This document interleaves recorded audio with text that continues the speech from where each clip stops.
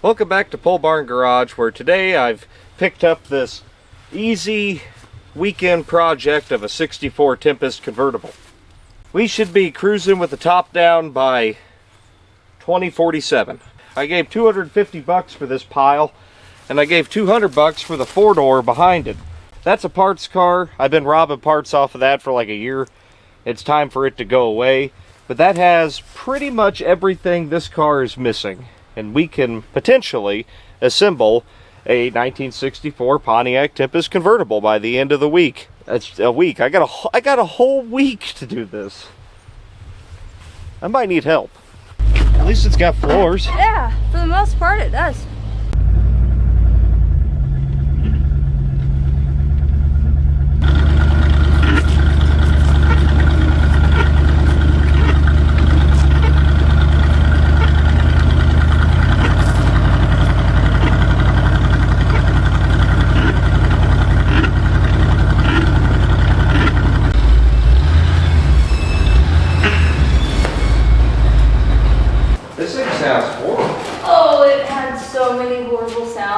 I'm sure it's fine. But it's the next day, and I figure we should get the parts car closer to the shop so it's easier, because we're going to need to take pretty much everything off of this car. Somebody stole the rear end out of this damn thing. I don't... It's gone. So we'll just use the old Dodge here with the cherry picker. Yes, sir, this will be fine. Yeah, it's definitely going to be fine. That's not really going to damage anything, I don't think. It's definitely pushing in on it. Definitely going to damage that, just like I was saying. That solid trunk pan's fighting you, isn't it? I want you to remember, I welded this on. Hey, it's going up. Hey, we're almost off the blocks. Hey, we're off the blocks. That's all we need. So that's not a usable drive shaft then? Well, whoever stole the rear end must have been in a hurry. Dalton is trying really hard not to climb under this thing and die. Come on, baby.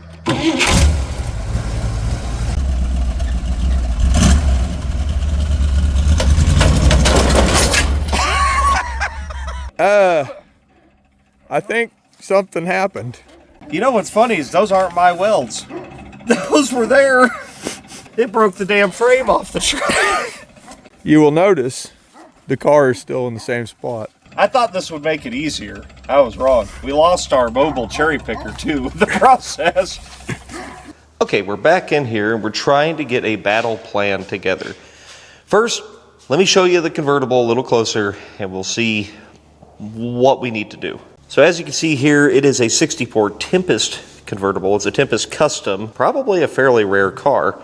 It seems to be a 6-cylinder, maybe? I don't know. The mounts are strange. They're not Pontiac. It has power steering, which is also kind of strange. 4-wheel drum brakes, of course. Automatic. It was an automatic. You can see the floors are actually pretty good, and the thing is kind of just littered with parts. The trunk floor is AWOL. Totally gone, and the frame is actually tweaked back here. I robbed the deck lid off of this for that car. In fact, that's the only reason I bought this car, was to get the deck lid. Both doors on it are totally salvageable. It needs quarters. It needs pretty much everything. But it does have a rear end in it. That's nice. It's still got the steering column. In fact, it even still has the shifter linkage. Those are all things that are going to come in handy later. Non-AC car. Really nothing special other than being a convertible. I have an extra Pontiac 400 over here. It is a 557 block. It's a weak casting block. Not great for performance, but they run perfectly fine as long as you keep them under like 300 horse. So we've got that. I think I've got a transmission around here, and I think I've even got most of the brake parts laying around here. So the goal here is to kind of just cobble this thing together out of whatever I have laying around, and hopefully end up with a running, driving, good start to a project. Because I think as it is right now, most people are parting this out and scrapping it. But if we take it to the next level and get it to the point where someone could see a little more potential in it, now the car can be saved. And saved probably by Ray, actually. Yeah, I was really hoping we could have dragged the parts car around here. That's not gonna happen now. So I think we should go back to the parts car and just start stripping it. I think so. We know what we need. We need the motor mounts out of it. We potentially may even need the transmission out of it. That may work. Maybe exhaust manifolds. We need the whole front sheet metal assembly. It's gonna be a lot of work just getting that thing stripped, so that's where we're going next. The great thing about these cars is you can basically take them apart with a 1/2 inch socket. Oh yeah, 9/16 and a half, and that's pretty much it. Race car. One of those. What do the motor mounts look like on this? Can't even see them. They look like that engine mount that you have in there. We just need that stand in. Okay, we just need the frame side. That means this has to come out with the cherry picker we don't have anymore. What happened to it? I don't know.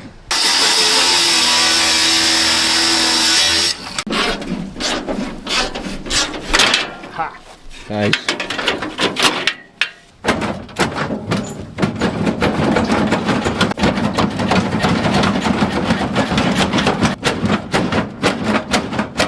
So the lower heel bolt on both fenders is stuck, and that's a very typical thing you're going to run into. And I've got this very normal, completely appropriate cutoff wheel here to get them other bolts off. Those ANSI approved? Yeah. Okay, good. Sure they are. Dollar store.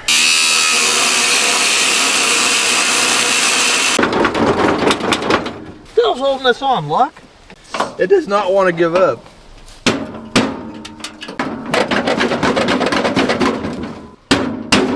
Hey!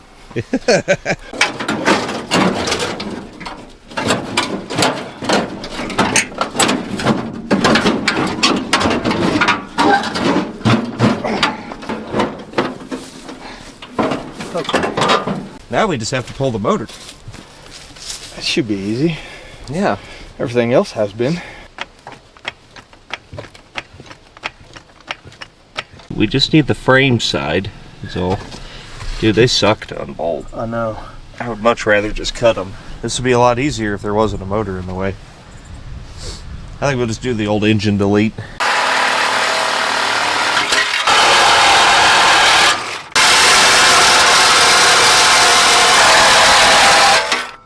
This seems fine.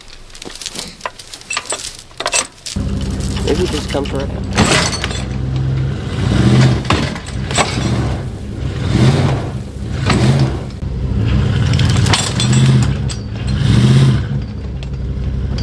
It's definitely moving. Oh, yeah.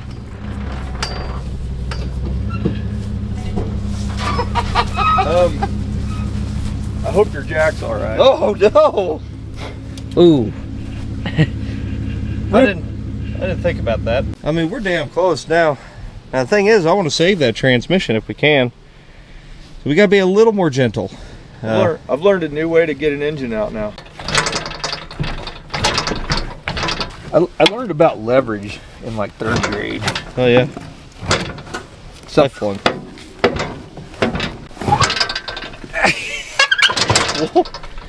Yep, yep. Yeah, just a couple gentle tugs, she'll come right out. Okay.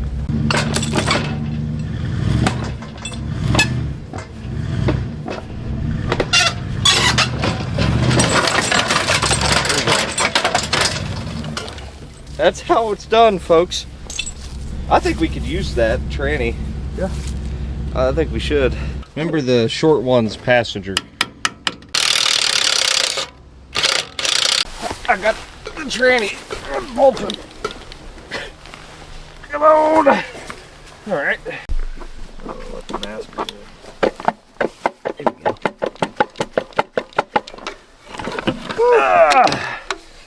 Looky there. Ew. Brown recluse. Oh, that's He pissed too. Here's the unfortunate thing, is we actually have to get that torque converter off.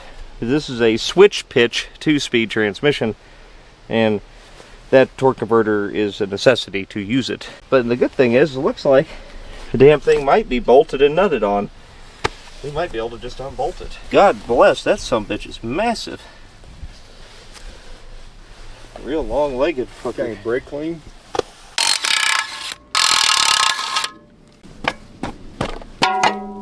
Got it.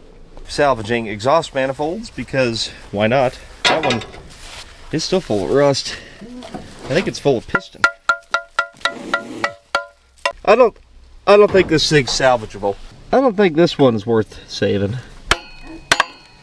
For some reason, it's just not real good. Might have an exhaust leak. Damn. Just throw a motor at it? Yeah, well, not the way we pulled the other one out. No, we got to be a little more gentle here. There's one thing I want to do before we go sticking a motor in it though. I'd like to replace this brake line. That's a lot easier to do without an engine in the car. And then we've got to take these frame side mounts off, put our newly acquired mounts on, and then we roll over that Pontiac 400, marry it up to this mystery 2-speed transmission. And we should have this baby ready for the cruise night, I think, pretty soon here. Yeah. Every brake line is plugged. All right, looks like I'm gonna be, we'll make that part of the Dalton segment a little later. It's all right. There we go. Flush that baby right out. Did I sign a waiver when I came? Waiver is a 4-letter word around here, Ray. You're pretty committed to unbolting these. I'm just gonna make a career out of this one. I like this bolt. I really need to get some normal size cutoff wheels for this.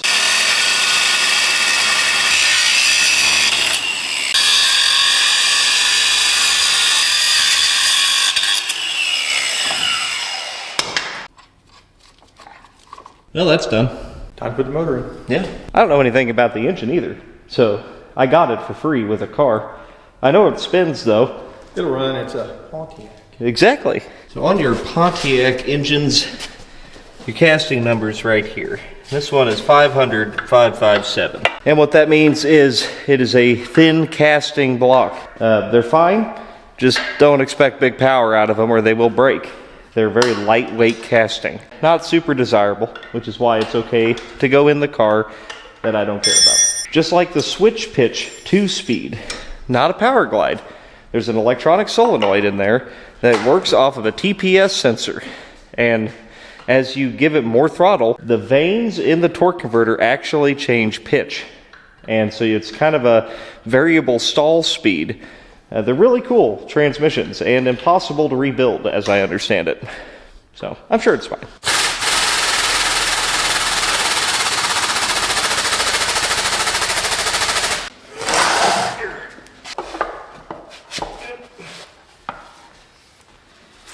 Thanks. All right, we'll lift it up, bolt the torque converter up, and we'll just put it in the car and go cruising. Where it's at. $90 on Amazon. Turn any cherry picker into that. I'm gonna be doing that. Torque converter's bolted up. We gotta change these motor mounts to the earlier style mount.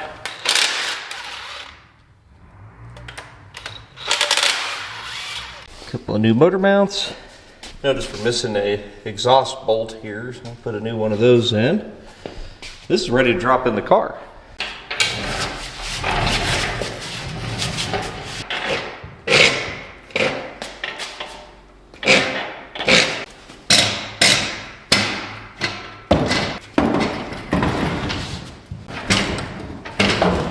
Oh yeah, nice.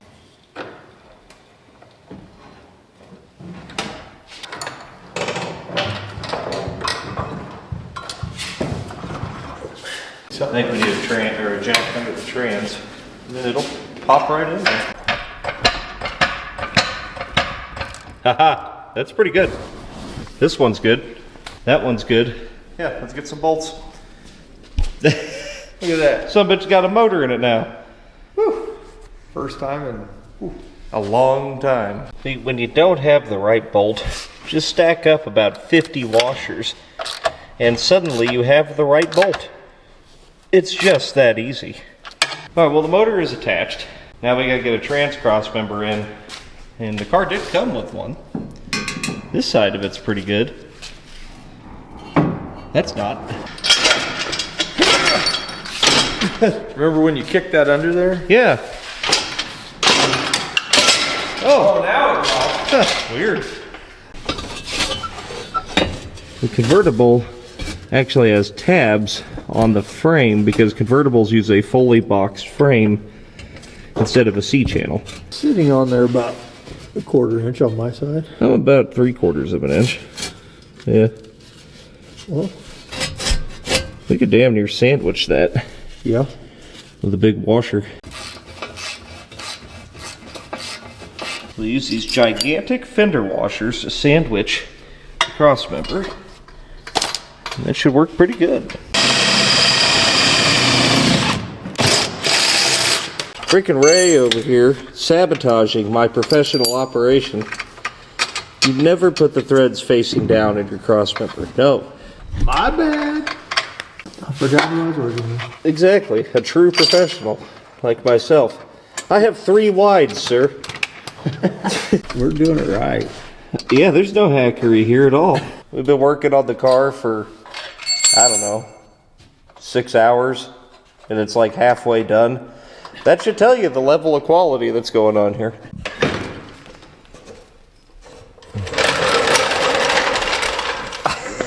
God dang. Oh, wow, that doesn't do anything. It's been a minute. We're digging through my parts stash, coming up with things. We've come up with a distributor cap. It kind of works. Put a adapter plate on here. So I like this one. It's my favorite. It's the Edelbrock Quadrajet adapter. It's very smooth and well made, and it's shiny, and that, you know, probably makes me think that it works better. And I like how the studs actually thread into it. Yeah. Mystery Holley carburetor I had laying around. It'll get the job done. I think it's a 600. Probably, maybe, I don't know. And I'm just gonna guess that the distributor's never been out. On all Pontiacs, number 1 is always the back right post on the distributor. So as long as that distributor hasn't been out, it should be number 1 right here. It's either this one or the one right next to it. Now we're gonna put the whole car in the air, button up some things underneath. That's gonna be our next big challenge. Well, we went digging through the pile of drive shafts, and we think we found a winner. I think from the Sky Goat? I don't know. But it's got a Turbo 350 yoke on it. I think that'll work. However, I'm kind of burned out for today. And I think Ray is too. Ray's tired. Yeah. We just ate, and that's not helping. But if I stayed hungry, you'd probably have been alright. But we did pretty good for 1 day of work. I agree. And everything to put this car together is in this building. But you've got a split, right? Yeah. So if you get time, come back, because I'll probably still be working on this for a few days, I imagine. You helped me out big time here, which means you'll get a significant discount on your brand new car. I saw one at Barrett Jackson go for $50,000. Just like it. Just like it. Other than there was a little more of it, but just like it. Can we get that top? I mean, you soaked these joints earlier. Will this retract? Yes. Oh. Yes. Dude, look at that. Freaking drop top. Now it's getting there. Getting there. Today's video is brought to you by Brunt Boots. JD, how long have you been wearing those Brunt boots? I'd say about a year. A year? Yep. And I wore them for about a year before that, and then your feet got big enough that you could wear them. And you can see, they've held up pretty well. They're good looking. They're not split. I mean, they're dirty because you work in them. You pretty much wear those every day. He does as much or more than I do. And those things have held up really, really good. If you want Brunt boots, you can use my code, POLEBARN10. Save $10 off a pair of those things. They're a good, affordable boot. I wore boots at my job for a long time, and towards the end there, I was wearing Brunt boots every day, and they were way more comfortable than some of those big name brands that you would recognize. I've worn them all, and Brunt is as good or better than any of them at a much better price. Click this link right here, link in the description, use code POLEBARN10, and save $10 on a pair of Brunt boots. Brunt boots, do something extreme. Hurry. Oh, yeah. Whoa! Could have done that. Very extreme. I know. Well, let's get this mystery drive shaft in and attach to our mystery transmission, which is attached to the mystery 400 Pontiac. Got to knock some of the rust off of this yoke here, though. It's like it might have sat outside for the last 3 years or something. So I remember painting this silver, and I'm pretty sure it's out of the Sky Goat. And if it was out of the Sky Goat, that means it would have been set up for a Turbo 350, which means it'll work. Yeah, somebody was living in it. That's nice. It is unfortunately missing one U-joint cap. So rather than replace the whole U-joint, there, I found this cap laying on the ground. And yeah, I mean, it seems to fit good enough. I just realized I don't have any U-joint straps, but we can still see if this fits. There we go. One free drive shaft. I had 2 U-joint caps laying on the floor over there for the last month. And I almost threw them away the other day, but I didn't. And one of them fit that U-joint. Don't ever throw things away. That's what we've learned. So I still need to get that thing bolted in with straps. They should be here in a little bit. I'm going to go ahead and cut this exhaust out of the way, get that out of here. Then maybe we should work on a shifter linkage because we're going to need that.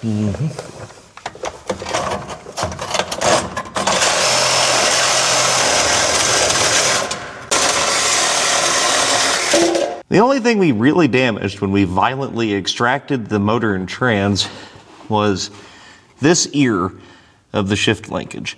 And you can see, it's supposed to have 2 ears that slide into this bar here. I think what I'll do, I'll just weld another ear onto that. It should work just fine. Thankfully, you can just unbolt these. We can kind of fix her up outside of the car. The other thing we're going to need is to salvage the little arm dealy off of the other car so that we can attach this to that part of the shifter linkage and then install this and we'll be good to go. This is the thing we got to salvage here. This thing pinches this rod and then you just slide it on and tighten it up. Just slide this onto there, and then when we're ready, we can tighten it up. But we actually want to leave this loose for now. That way we can manipulate this and get it out of the way of the shift arm. Fortunately, we have an extra shift arm here, so we can kind of see how this is supposed to work, like so. So I just need to flatten out one end of this. You can see it actually does grab it. So if we just add onto that a little bit, about 3/4 of an inch, then this could slide over there, it'll be retained, boom, we have a shifter for free. I went poking around for something to use to add to that, and this wore out drill bit is actually about the right diameter, so if I just square off this, yeah, we just set this drill bit right on there. Just gotta cut this drill bit in half real quick. The giant wheel on that thing, it's very scary. I do not like. I am fabricator. It's a little bit crooked. Let's see how strong it is, I guess. Well, it's fairly strong at least. Oh yeah, it'll work. It'll work fine. Has this thing got grind mode? Find out. No, it doesn't. It just has blind mode. I think this is gonna work. Sometimes my genius amazes myself. Car's in park, transmission's in park. This works. Disconnected from the shifter, we can see, aha, look at that. Damn, I'm good. We've just got to bolt this up here. I guess at no point here did I ever actually see if the shifter moves. I don't know why I assumed it would.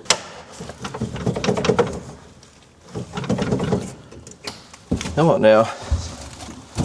There ain't no lockout on these.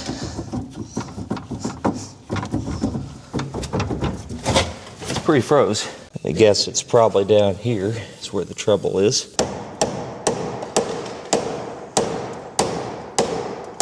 There it goes.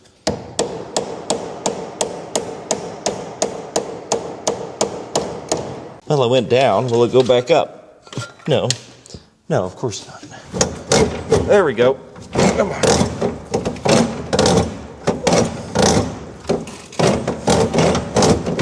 Okay, well, I wouldn't necessarily call it good, but it works.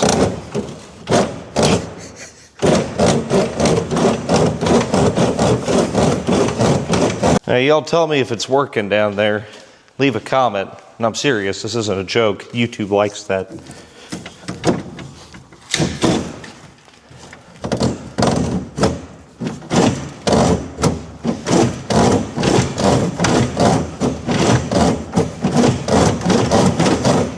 Smooth as butter. I got some U-joint straps. I got 3 different kinds, and not one of them is correct. So that's convenient. Maybe I'll have the right ones tomorrow. I think something's goofy here because the car's a 6-cylinder car, and I'm trying to use a typical V8 U-joint in it, but I'll figure it out. I kind of want to see if we can get the thing to run. Maybe we should focus on that for a little bit. I think our biggest challenge here is going to be finding the appropriate water pump pulley, and I've got a little bit of a stash. Power steering, I don't think I have an extra pump, and that's okay. That's kind of optional. If we could get the alternator and the water pump to turn, though, that would be nice. Ooh, hey. Oh, that's money right there. The shiniest one, too. Now what we'll do is we'll just eliminate this tensioner assembly, and then we'll just short belt straight to the alternator with that, and that way we got a water pump. Now, this is a power steering car, so, I mean, would be nice to have it, but this pulley is bent, and I don't think I have a pulley, and not only is it bent, but that pump is trash too. Why don't we just go ahead and strip off all this extra nonsense here. This idler would be nice to have around, though. What I think that is a smog pump delete. Oh man. Now, before we go too much further with the accessories, I'm going to go ahead and change the fuel pump while I can more or less get to it.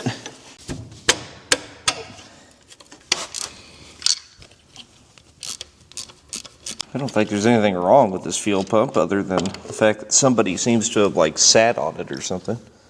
And we'll put our new Chinesium fuel pump on here, guaranteed to last a week or 2 maybe, if you're lucky.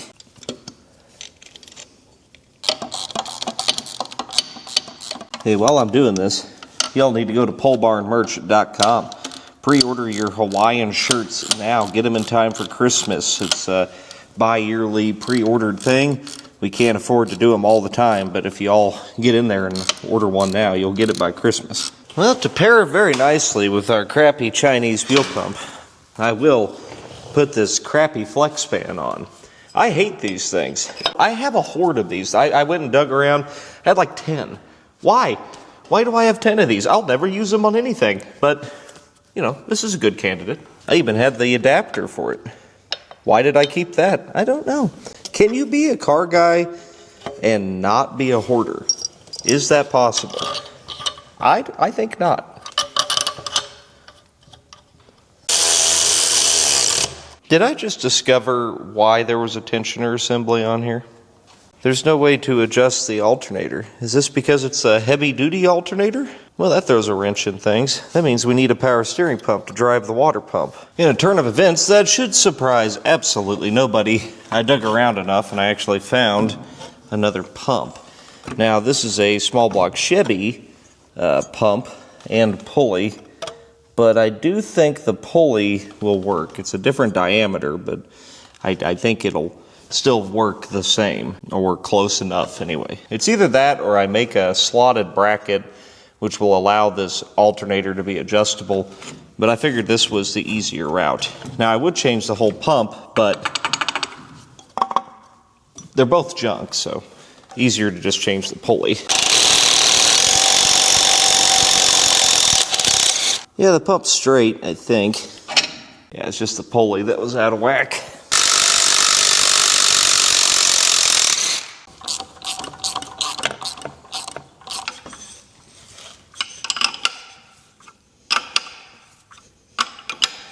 Yeah, it's definitely wrong. Yeah, the pulley is definitely wrong. But that's okay. It's better than no pulley. I got the alternator hooked up. I got the heater hoses looped together, and I'm looking at that power steering pulley. It's just not. I mean, it would work very temporarily. So what I've elected to do is try to straighten the old one somehow. Very, very precise stuff here. You know, I got my micrometer on. It's better than it was. I'm going to put this back on and see how bad it is, because I think the correct pulley depth being a little wobbly is probably superior to this one, which it lands right in between two belts. It's just not going to work. That's actually pretty decent. I didn't expect that to work that well. That'll be better than half-ass cobbling something. I mean, at least we'll be able to drive the car. All that was for nothing. But that's the way it goes sometimes when you're working on junk. Now I'll just find a belt for that. We'll get this attached. And hell, I suppose I may as well go ahead and hook it up. See, the snowball effect is happening. Well, we're going to need a power steering hose. And I just wanted to see what I had and open the hood on this 77 Le Mans. It had 2 power steering pumps in here, so we don't need both of these pressure lines. I'll take one of them. And for whatever reason, this one is attached to the power steering pump that was laying over here. The one on the engine isn't attached to anything, so no loss. Sure would have made it a lot easier if I would have known this power steering pump was in here. It even looks like a newer-ish hose. Scavenge. You know, I get it. Not everybody has a proverbial junkyard in their backyard, but, well, a lot of people do. I originally thought this had a hose on it, but they've just cut the pressure line and stuck it on the return there. There we go. I'm on off. Pro tip, the fitting that uses an 11/16 hex on a GM power steering box is always the inlet. Then the fitting that uses a 5/8 hex is always the return. I'm glad they at least sealed the box off. It probably saved it. Now, you know, we'll just rebuild the steering box. Yep. Okay, well, that's new. Brand new. I have realized that Pontiac in the late 70s really got dumb with this stuff. You got to remove the power steering pump to put that line on, or you have to remove the fuel pump. So, had I known this would have been the plan when I had the fuel pump off, that'd have been the time to do it. No, karate chops aren't going to cut that, is it? Come on. Haha, karate chops did chop it. Now we're talking. I even found a new belt that fits.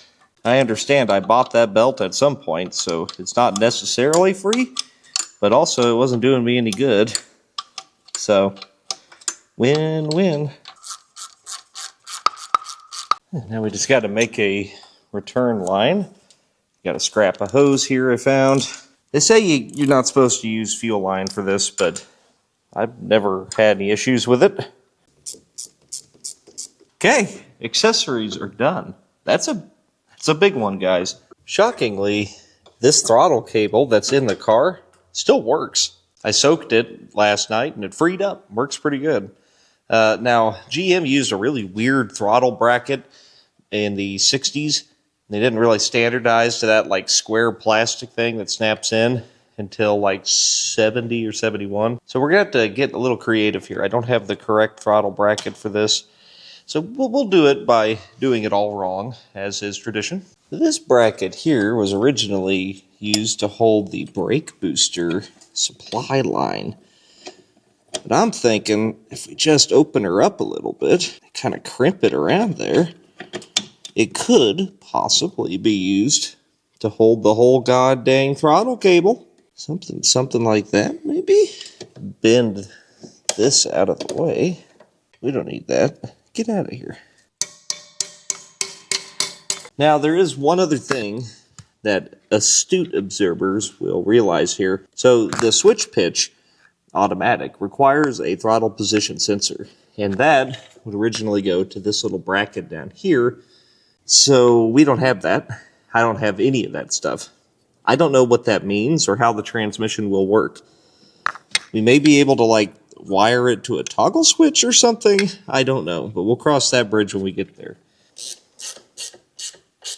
And that angles it in entirely the wrong direction, which is perfect. That's great. Oh my gosh. I tell you what, it kind of seems like it'll work. Behold, my hideous abomination. Oh. Well, you know, it accelerates very well. Just needs a little more spring on there, maybe. Or maybe a little more lube in the cable. I know this will be hard to believe, but I think it's kind of rusty in here. I think it's the actual pivot for the throttle that's sticking, not the cable. Is this necessary? Go. Quit sticking. I just gotta delete some stuff is all. Get that out of here.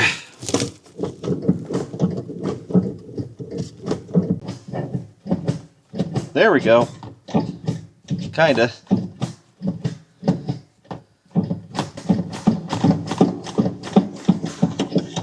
I broke it. Damn it! My abomination seems to have fallen apart. Gotta hog out our throttle cable just a little bit to let it freely slip over this bolt. I mean, it does slip, but we want it to pivot just a little bit better. So, yeah, see how it can move up and down now? That way, as the throttle changes position, it can rotate. Now, what are we going to do about tightening it onto there, right? Well, you got a couple options. You could drill a hole in this and then put a cotter key in it. I like to do that. You can thread a couple of nuts on here. So we could put one nut on like this, right? Well, we don't want to tighten it down, otherwise it pinches it. So leave some slop and then get another nut and then use this nut out of your waterlogged, soaked milk carton of machine nuts that you have. You know, everybody has one of these. Go ahead and tighten that down. Use it to jam the second nut so that the second nut can't back off. Now, this could still back off, right? You don't want those nuts to back off. That would be bad. So just, you know, grab you a pair of channel locks and then gack the threads really good. That way, you cannot ever remove this without cutting it off, but also the nuts won't come off either because they can't, because the threads are destroyed. And just like that, in about 20 minutes, we have a totally functional throttle cable. Life is a hell of a lot easier if you don't overthink things. Sometimes the simple path is the right path. Will it break eventually? Yes. Will we deal with it then? No. Ray will. I just realized we don't have a dipstick. I'll have to see if I have one of those. I probably don't. But we could change the oil and just make sure it's full. I don't know how extreme this oil change is. Probably not very. Somebody was evil and put one of these itty-bitty micro oil filters on here. Don't do that. Those things suck. What secrets do you hold, Mystery 400? It had oil in it, so that's a plus. Didn't smell like anything. I don't normally care enough, but this time we'll go a little extra. Pre-fill the oil filter. More extreme this way, you see. Oh. Low miles. Mint condition, some might say. Not me, but, you know, someone might. We're going to put 1030 VR1 in there on account of it's getting to be cold out. And JD's pulling the ignition switch. I found an ignition switch. I don't know if it's the same one, but it kind of looks like it. I just looped the transmission lines together for now. We will put some form of cooler on there, but it's not something we need right away. I'm just going to start by dumping a gallon in here. I'll fill up the power steering pump. Then we're going to wire this thing and see if it runs. We don't need this right away, but I got to thinking about it. We will eventually. It's a modulator valve for the transmission. somebody has kindly put a damn hose clamp on about 70 years ago. I stupidly didn't remove this before installing it. You can't access it at all in the car. I'm very happy they went away with this transmission. You can use 3/16 brake line a lot of times. Kind of gives you a hard line for your vacuum stuff. Looks nicer. Saves you a bunch of rubber hose that will end up getting burned through. Stupid thing's got side post terminals on it. And I just happen to have an extra side post battery. Otherwise we wouldn't be dealing with this. I'm just gonna real quick and dirty wire this thing. This will go to the ignition switch, and then a crank wire off the ignition switch goes to here, and then an ignition wire goes to there. That's it. That's all the car's getting. That's professional right there. You come over here, you can see we got the Grand Theft Auto Special. She takes that key to like key here. Cranks. I think I can get it down the vent, or am I just going to catch it on fire? You're just going to catch it on fire. Okay, well, yep, that's a lot. We've even got it rigged up to, there's about half a gallon in the bottom of that can.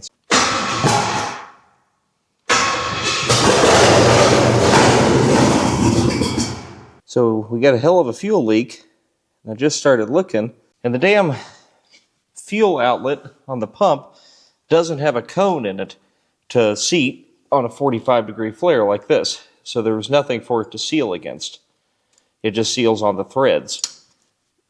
I think they didn't put the cone in there. I've never seen a factory fuel pump that didn't accept a line just like this. I used an airline fitting and some gas line tape. That'll work. I think most of the fuel's evaporated by now, right? Mm-hmm. This looks fine. It loves this. Yummy, yummy, yummy. All right, hopefully the battery doesn't fall off, hit the gas can, and then catch on fire.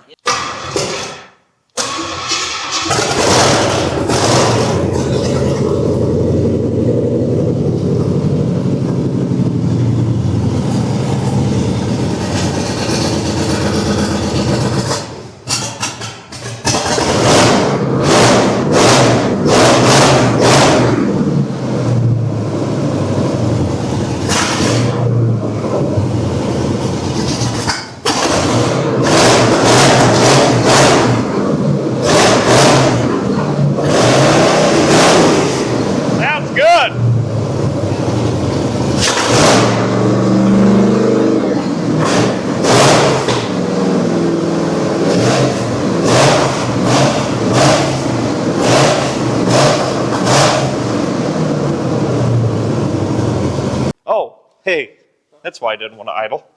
Why? It's amazing it ran at all. Look, giant vacuum leak on the front, giant vacuum leak on the back. Pretty good. I just ran really good considering. So there's like, what? Just a splash of gas in there, right? So if we run some super concentrated motor purr, you can use my link in the description, save 10%. This will kind of run through that carburetor. That'll probably help it out quite a bit. Hey, it idles pretty good now. Yeah. Weird.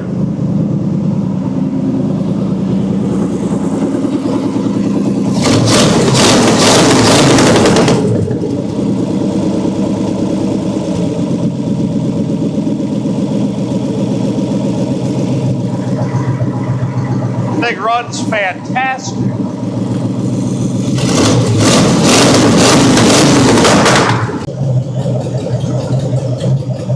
You ever have intrusive thoughts? I had to. I don't know. I just had to.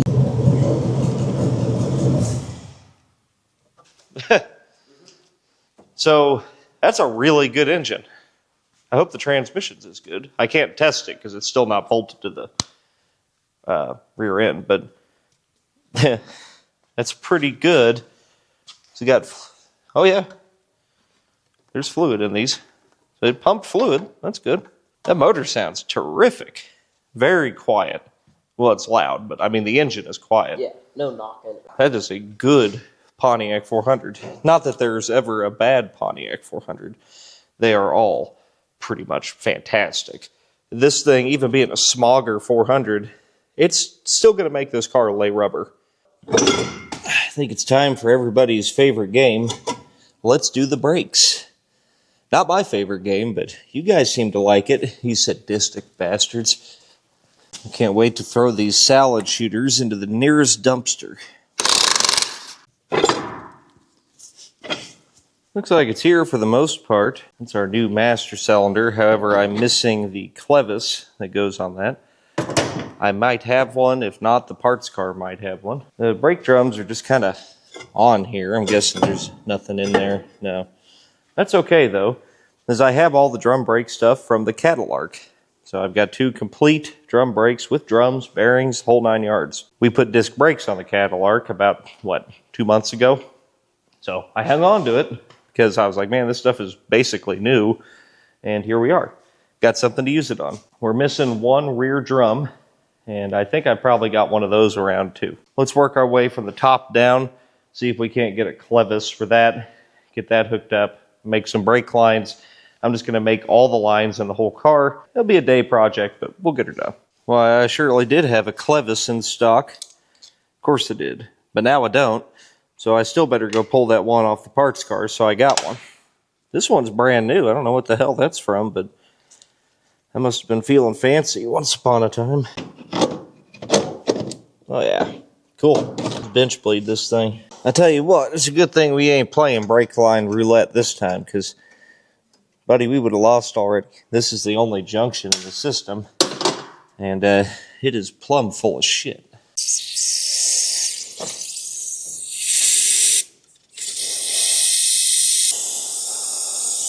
I know.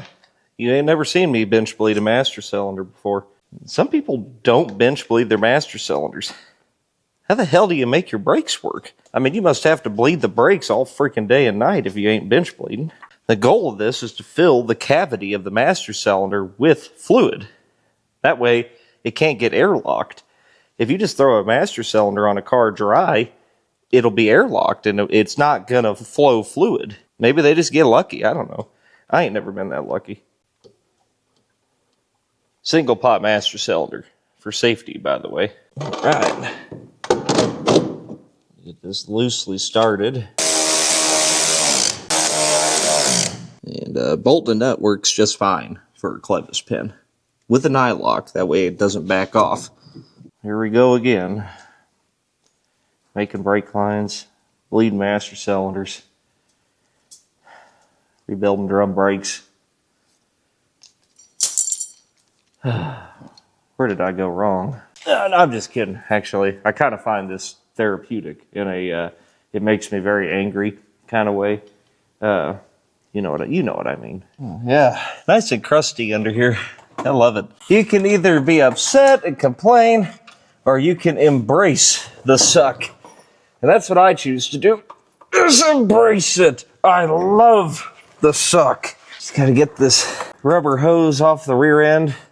I know I'm doing this kind of backwards than normal. Normally, I build the brakes and then I do the lines, but I'm gonna do it a little different, mostly for my own sanity. I cut and break the old lines, which, you know, it's not exactly difficult. Yeah, the force of gravity broke that one. This is the one thing I had to salvage was this little brass T back here. It takes just a normal rubber brake line, I think. I didn't buy one, so I'll just have to see what I got laying around. Hopefully I got something that'll thread into that. Found a gently used brake hose. Little grimy, but it's dated 2019, so it's only 6 years old, whatever the hell it's from. That thread's in there. Pretty good. No copper washer needed on these. It uses an inverted flare, which you can tell. It's got a cone in there. It's got a cone in here. Theoretically, it'll seal. I'll test. Yep, yeah, it's good. Brake fluid tastes like shit. Why don't they like give it a good flavor or something? You know, antifreeze is yummy. Lay out enough brake line to get to the back of the car now. Hey, is it normal if you get brake fluid in your mouth that you can't feel your face anymore? Feels like a dentist is numbing you up to put in a filling. Is that normal? Because that's what's happening. All right, last 2 brake lines are done. Let me go ahead and get these just put in, I'm not hooking them up to anything, and just get them in place.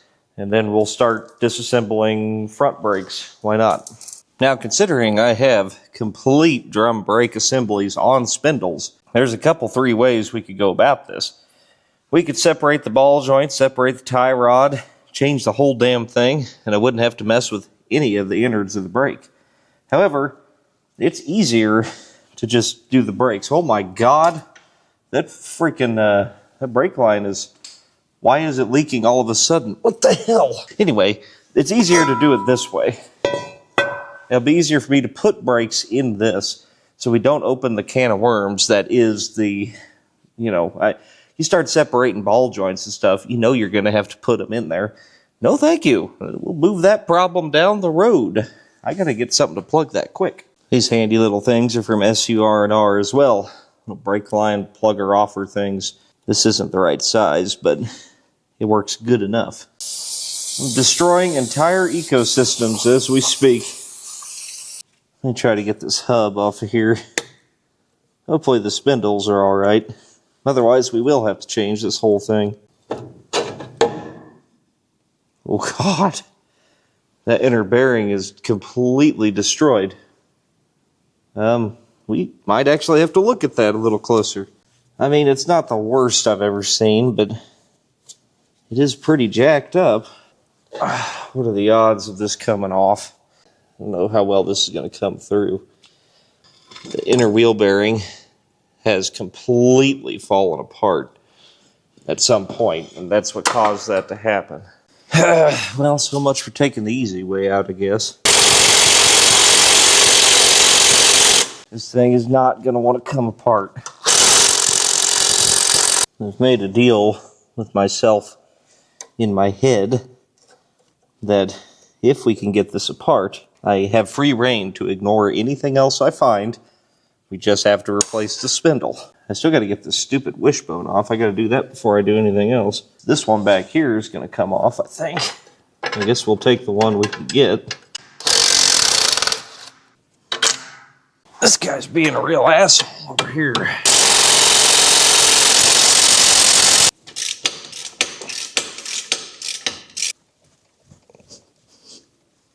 It's frozen the damn wishbone. God dang it. We'll let her heat up for a while and see if that does anything. Looks like it caught it on fire, so we're halfway there.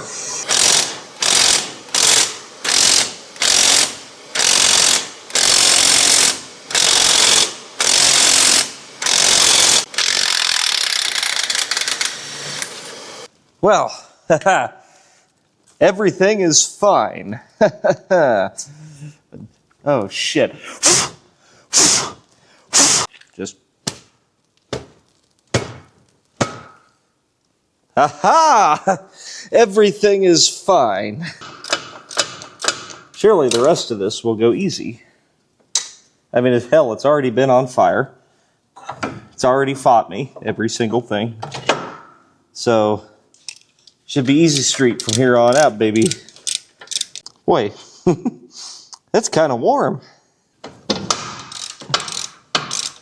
Boy, everything's very spicy. Come off of there, you son of a bitch. Time for the pickle fork.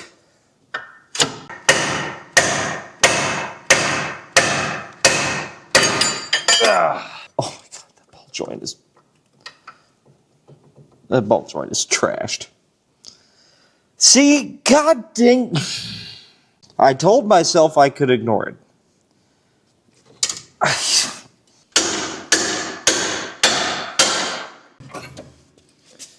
Well, the lower one's not so bad.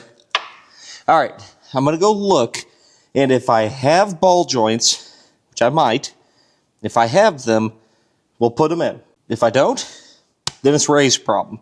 But I'm not buying them. Well, I went and dug around, and I do have one new lower ball joint, but the lower ball joint actually seems fine. The only thing that's kind of messed up on it is the boot. So here's what I'm going to do, is just replace the boot with a new one. And we'll call that good enough. Then, what I'm going to do is pack these full of grease, which will help. Ray is an automotive instructor at a technical school. I think his students could use a lesson on replacing ball joints and control arm bushings in a 64 to 72 GMA body. You know what? We're not even going to replace that boot because it doesn't fit. So we'll just put the old one back on. Dang it. I really thought I had a whole set, but I must have used it in something. Put some grease in here now. It'll help hold that thing still. There. It's amazing what a little bit of grease will do to something. It's just totally dry.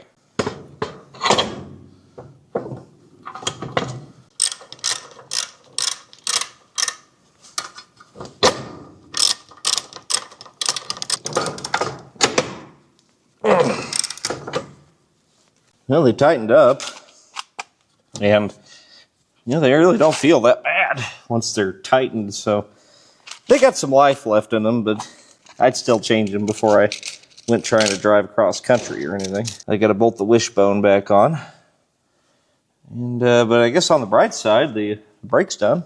That's a big plus, I guess. Gotta clean out my brand new used brake drums from the Cadillac. These are in really good shape. I know the wheel bearings are basically new. So there's no reason to go back over those. They're even packed full of grease still. There we go. Please be cool. Don't be like your brother on the other side.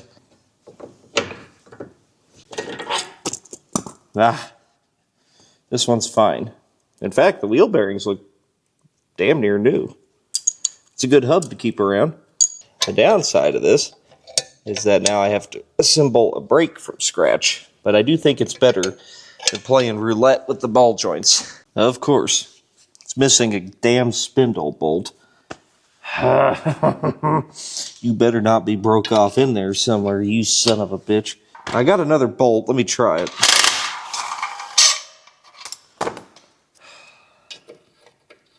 It ain't broke off in there. It's just full of shit. Let me get a tap. We'll just try to clean that out, maybe. It would be easier than changing the whole damn thing again. I think it's taken. There it goes. All right, cool. When you're tapping something or cleaning out threads, keeps the brake clean handy. It helps.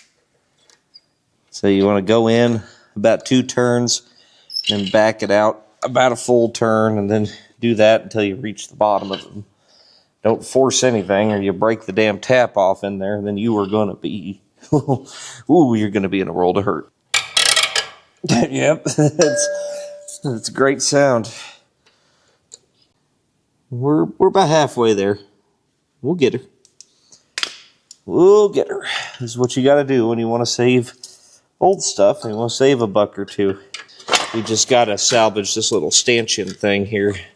We're coming dangerously close to the point where it would make more sense to just replace the whole damn thing, but me being stubborn and stupid, I'm committed. This is what we're doing. Oh, this is very difficult when it's on the ground. Oh God, and dangerous. There we go.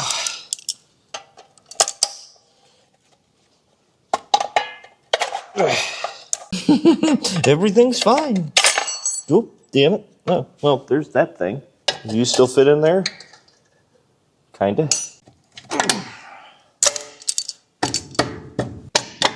One brake. Well, we're missing a brake drum over here, so I found this exquisite example of one in my scrap pile. I'm pretty sure it's for an A-body. I don't know. Should be, right? It's either that or... Oh, well, yeah, it could be for a Mustang, actually. No, it's GM.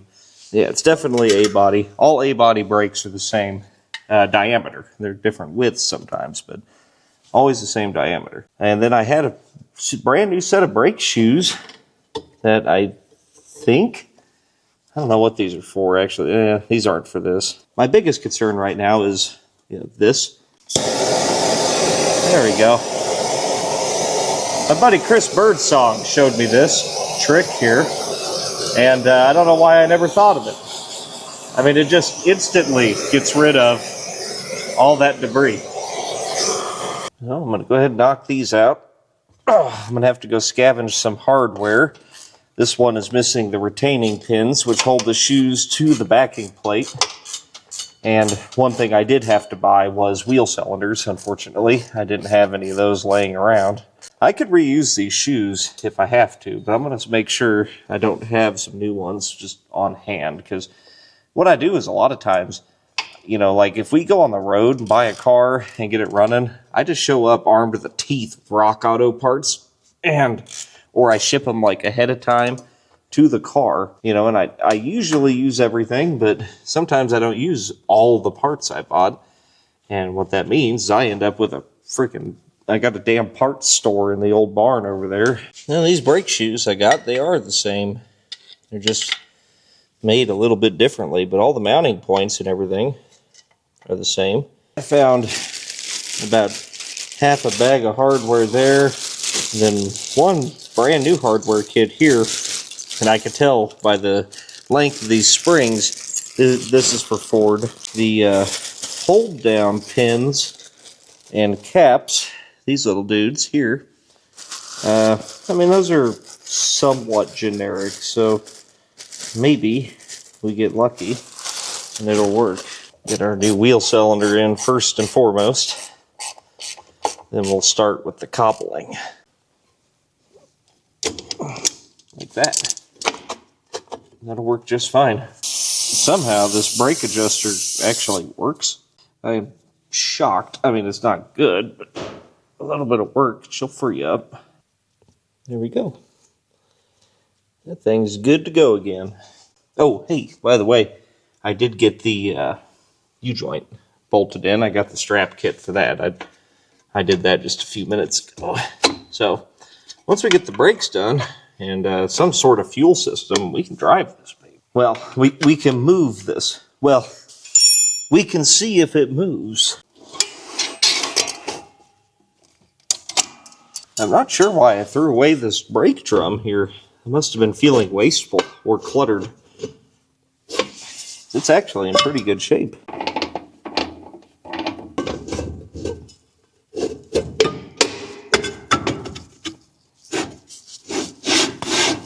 Yeah. That'll work. Fire! Fire! Yeah, yeah!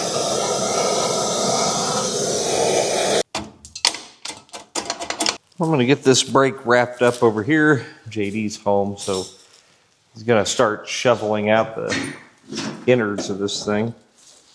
I doubt there's anything any good, but that sill plate's pretty good. Oh yeah, keep that. That's actually in pretty good shape. I don't know. Anything like that that's worth a damn, I guess, yeah. Keep it.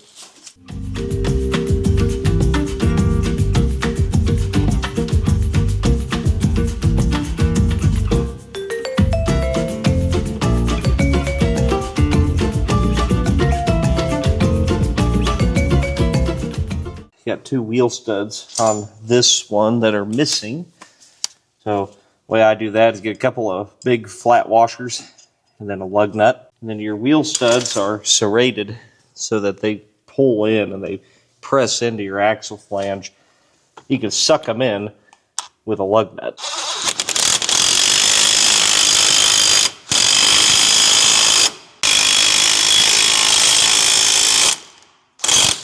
And two new wheel studs. There we go. We're ready to bleed brakes. Hell, this thing looks halfway decent now. Yeah, it does. It's not that bad at all. I think all the crap protected it. All right, pump them up. Holding. Good fluid already.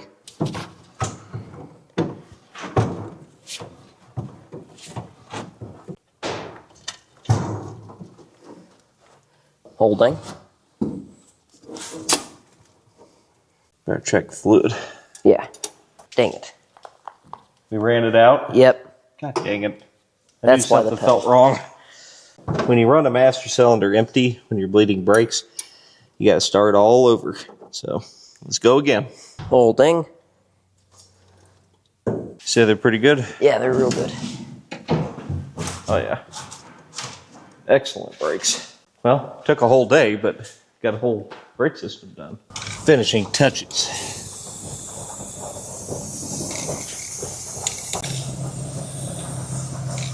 It's nice to be to the point of cosmetics. Yes. You know, empty out the garbage. Cosmetics.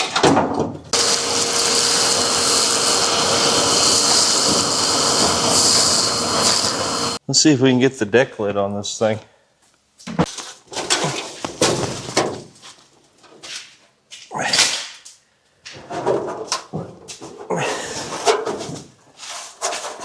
You know, it weighs considerably less than it did.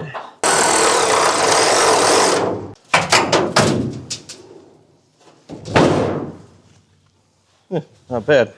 Just needs to come this way a little bit. I think the deck lid or that hinge is a little sprung, but this quarter is shoved in. There's only going to be so much we can do, but once it latches, it actually won't be too bad. But I do have a latch assembly here that I got out of the parts car. And we'll remove the lock cylinder, that way we can open the trunk. It even kind of matches, you know, rust. Yeah, the rest of the car. This deck lid is in abysmally poor condition, but it's better than no deck lid. All right, I got the trunk lock out. Shall we latch it? Maybe I should like lube that up before we do that. Yeah, that's a good idea. It looks really bad.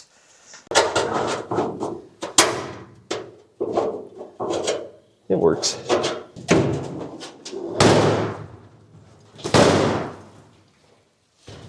I think it needs to come up a little bit. It's pretty good on this quarter. Not so This good over one's- here. That car is kind of, my blue one, it's kind of the same way.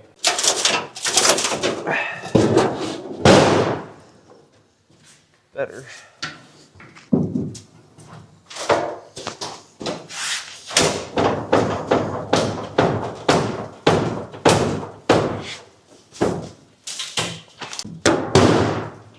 Better. Yeah.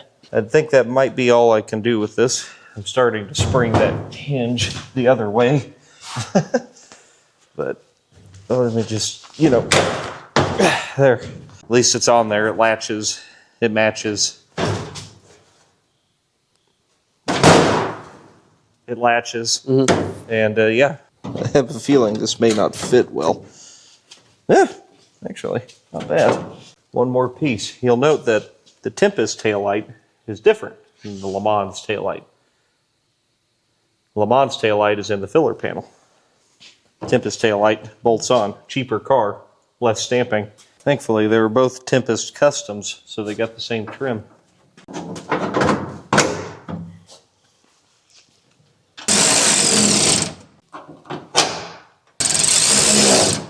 This one over here, I gotta do some body work real quick. Ow.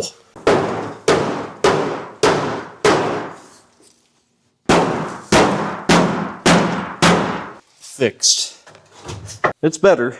Still needs a quarter panel, but there's no reason it needs to be totally embarrassing. Busy morning. Come up with a set of wheels. Dad had these off of his 70 GTO. They're all mismatched, but good enough for this. They're all 225/70/14s, except for one that's a 225/60.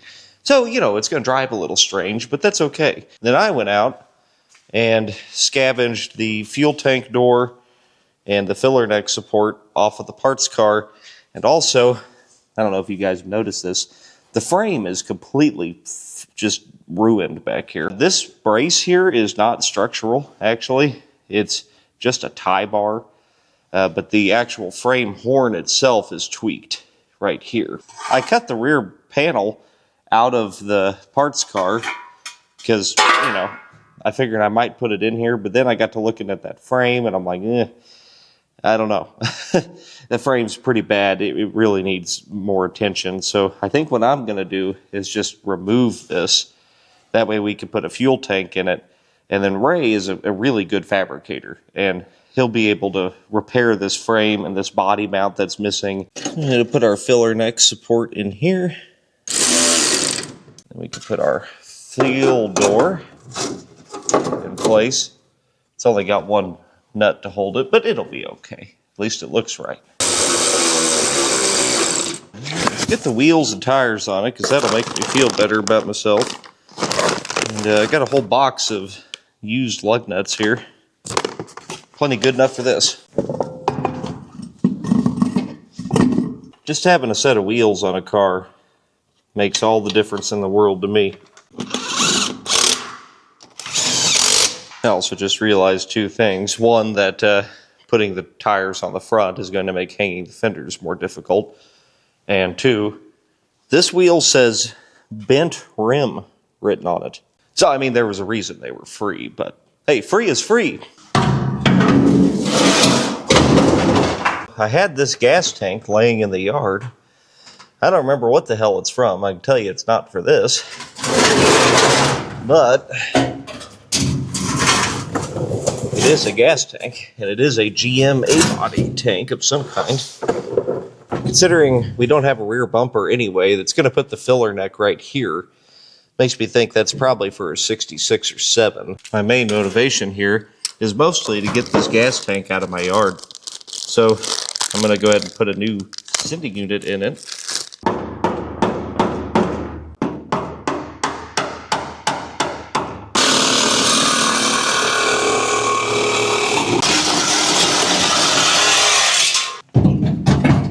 It'll fit in there. We just got to come up with some straps now. As you can see, there were 3 random fuel tank straps in the trunk of this. I think that one is actually the right one for the car. This one is broken, so it's junk. And this one is too long, which means we could make it short. This could quickly become a press fit situation. Man, this thing's crusty. Get it. Working on this car reminds me I'm due for a tetanus shot. It's got to go from here to here. It needs a very long bolt. That's something I should be able to do. Although, you know, it might make it. It's like it's not for this, and it's like the car is just kind of twisted. Alright, I will go find a slightly longer bolt, and this will work. I have to get a wrench on the top. They're supposed to have carriage bolts, but we don't have that luxury. We just got to work on this side and get the damn thing to fit at all. I think we can make it happen, though. And you know, I got to thinking about it, what a guy could probably do. If you didn't want to buy a gas tank, cut this off here and get you a piece of flexi hose and just run it up into here. And then it would run right behind the door. That would work fine. Yeah, all right. Getting somewhere here. That son of a bitch will hold itself in. Yeah. That strap's too short and this one's too long. We got to play the Goldilocks game here. And we got to make one that's just right. I haven't shot any self-tappers this episode. I've been lacking. Oh yeah, we just right there. That'll hold the fuel tank in. I hope you guys don't think less of me on account I done sold out. I got the fancy roofing self-tappers with the rubber washer on them for weatherproofing. I know, things have changed. That should hold 20 gallons of fuel, no problem.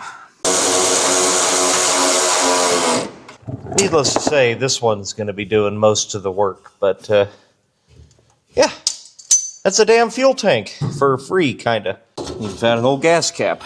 Well, I'm really thinking about trying to get that up through this hole here. I think it's doable. I think I've even got the right hose for it. So what you do, you know, cut it here, and then put this end in the other end of this, then kind of bend that like that. I don't know why that wouldn't work. I'm doing it.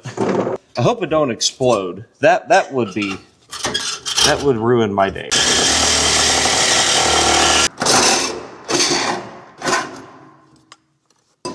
Yeah, I had this piece of filler neck hose in stock.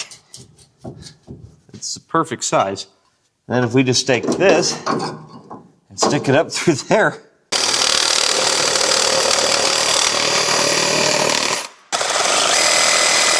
If I'd have thought of doing this when I was doing the tank in the blue car, I would have saved myself about $300.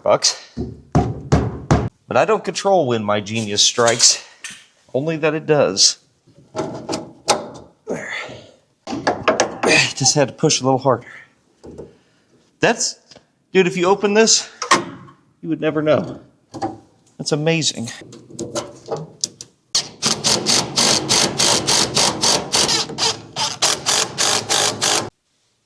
That's called working with what you got. You don't always have to spend money to get things done. I'm just running a fuel line in here, and I'm going to run rubber from the engine to about back here, because the fuel line's supposed to go through the frame, but the frame seems to be full of, well, something. I can't get it through there, so this will work. It'll be fine. And then we got to hook up to our fuel tank, then we put some gas in her, and then it's going to be the moment of dreaded truth. Will the transmission work? Little tip for you. If you don't feel like flaring a line or putting a little bubble on it to retain a hose, 2 hose clamps oriented as such will work. The double clamp method. I'm going to put the rest of that bottle of tune-up in the tank. And then we're going to pray that it doesn't have a hole in it or something. I'm sure there wasn't a reason I removed this gas tank. I mean, that wouldn't make any sense at all. Well, there's nothing coming out of it, so I guess it's fine. Moment of truth. Let's see if the transmission works. Prime this up a little. Gosh dang it, I need the key. Oh, here it is, right on the trunk.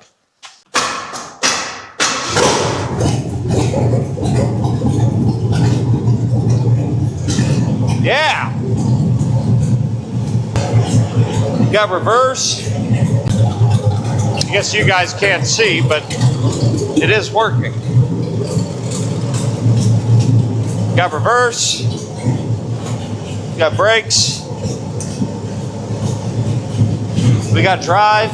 You can see how bent that wheel is. Holy shit. Yeah, they weren't kidding. It's pretty bad. Check the fluid.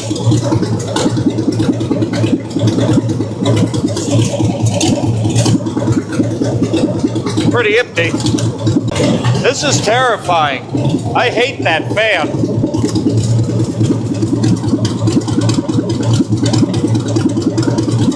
This is an excellent car. Runs fantastic, transmission works, the brakes work. I mean, what more could you possibly want? I don't know if I can put the sheet metal on this by myself, but because I am a man, and because I am lacking self-preservation instincts, I will try.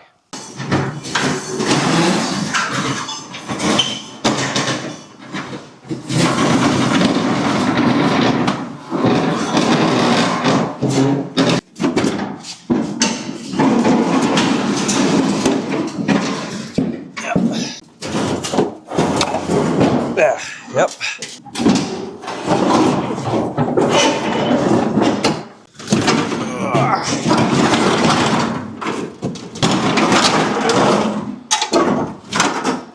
Now we're getting there.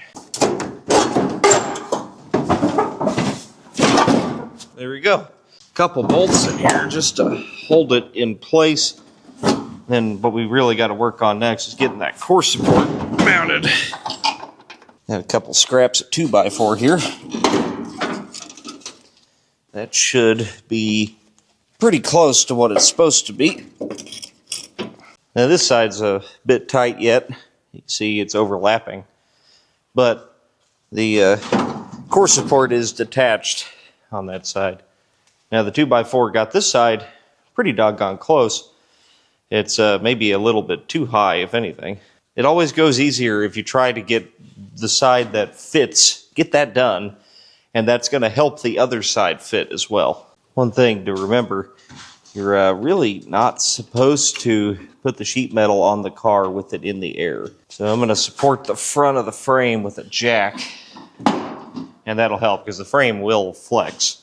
As you can see, this is such a fine automobile that on this side only, a single 2x4 is actually not enough. I need about a 2x4.5. I'm still fighting this one pretty hard. We got this one, the driver's side fender is really good. Well, not really good. Ray kind of removed the part where it bolts to the bottom of the car, so there's only so much I can do with that. It's going to need the fender popped back off and a heel put on, but it is attached to the car. It is secured via 2x4 and stack of washers. And this side is fighting me, and I think the whole fender's twisted. Now that I'm looking at it, but we got a couple things going against us. See how I can make that look right, but then these are way, way off, right? And I can make those line up, then it sticks up about 1/2 inch too tall. I can't put a bolt in here. The weld nut is missing. It's been ripped out. So I have no way to secure it here, and then theoretically you could tighten this bolt and then kind of suck that corner down, but I don't really have a way to do that. So I'm going to keep fiddling with this and see where I get, but I'm just going to get it close enough that we can put a hood on it, and all the pieces of the car can now go back on the car, and that's just a way better starting place than a shell. JD out here trying to straighten the beak, make it look like the beak on the other car. And I think this is as good as we're going to get it. Well, JD's here to help me put the hood on at least. I had to pick this whole front clip up by myself. Oh, I gotta go to school. I do have to go to school. Damn, school ain't gonna learn you nothing more. Soft hands.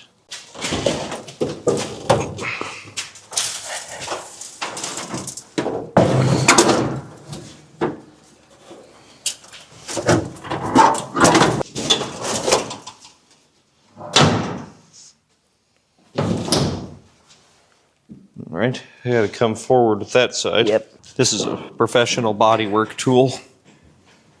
So I don't know if it comes across, but all the sheet metal is junk. The frame is junk. The core support is junk. The hood is junk. And the car is junk. Trying to make the best of a very poor situation here. So see how close we are here? That's bad. Then see how it turns into the Grand Canyon back here. But it matches the cowl. See the cowl panel? It matches that. It's the fender that's the real problem. I think it's the fender that needs to come out and in. It's because the fender's tweaked. This side, we're very tight back here, and we open up to about the correct gap up here. I'm going to try to pull this side. I think it's maxed out, but I'm going to try to go a little bit further forward.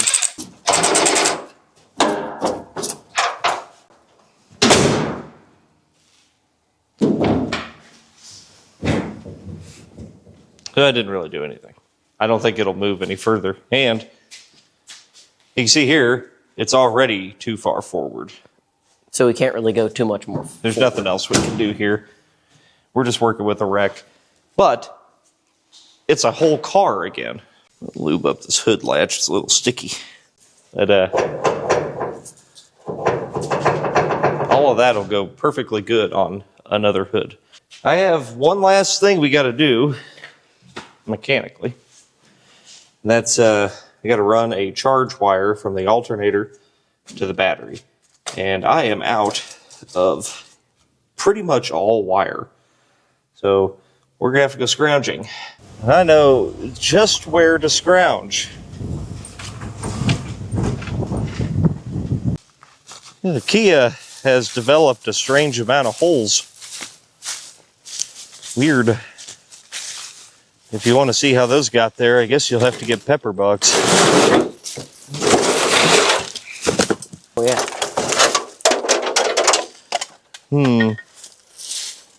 I need heavier than that. Here, this will work. That's some pretty good stuff. Like number 6. There's some wires. That'll keep us stocked for a little while. For a radiator, I have this Champion aluminum unit. I bought this for the Cadillac, thinking I needed a bigger radiator, which I did not. And it is technically for a 64 GTO with no air conditioning, which means it would fit this car.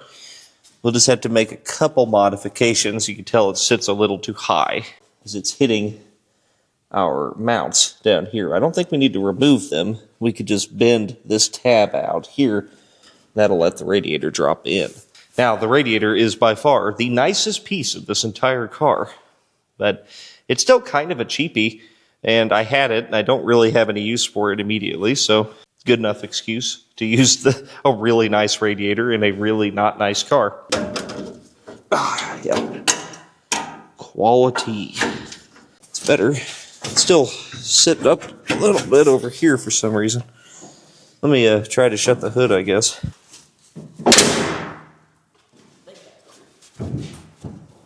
I don't know if it did. It's rusty enough. It should have left a witness mark. Yeah, it hits. Come on. Oh, hey, it kind of shoved it down further, though. We try a different cap.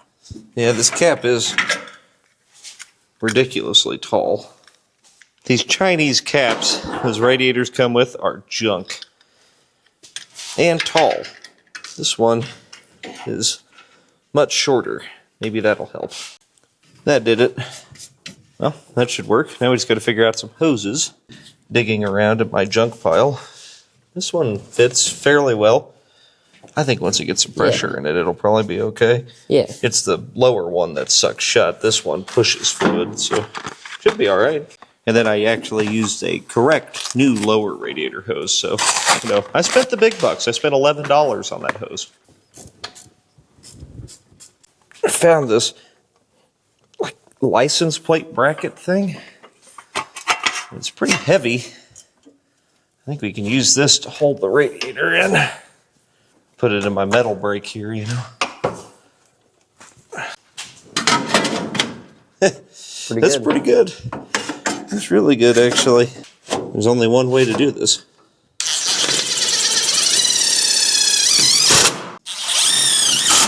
Let's see, make sure the hood shuts.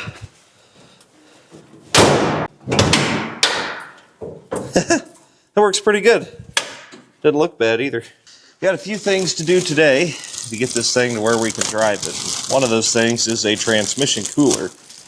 I tried to use a couple of fittings like this to put in the radiator and just use the radiator's cooler, but they did not work.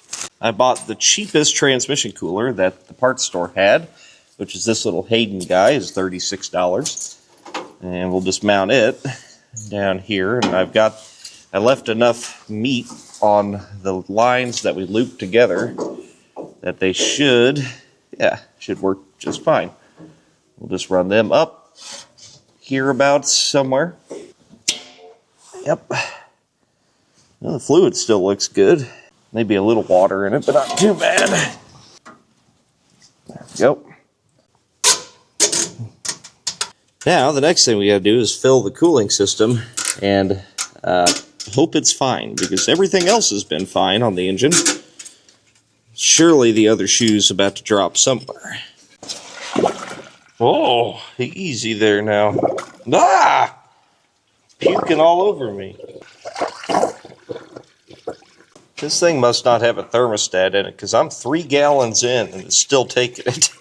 I mean, I know this radiator's pretty good size, but damn. That's all the antifreeze I bought. The good thing with that yellow antifreeze is you can top it off with any kind. Well, I got a little green here. I'll fire it up and burp it, I guess.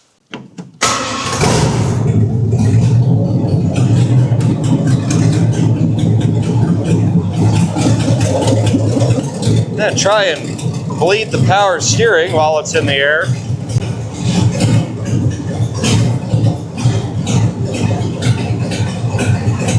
Oh yeah, it's trying.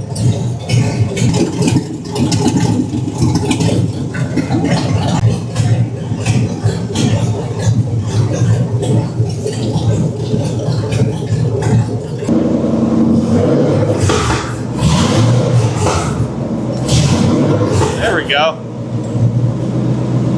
Finally. Oh yeah.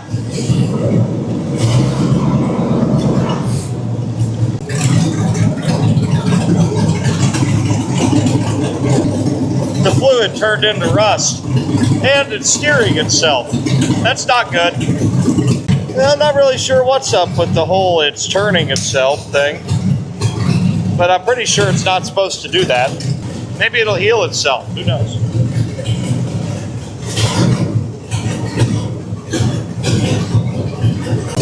Yummy.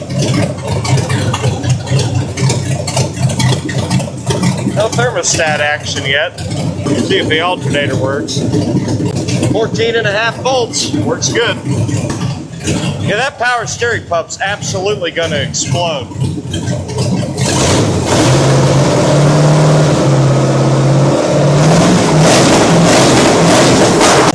Still hasn't sucked any antifreeze down. It hates that air cleaner I put on it. It's running very rich. Yeah, this thing's not even at 100 degrees about.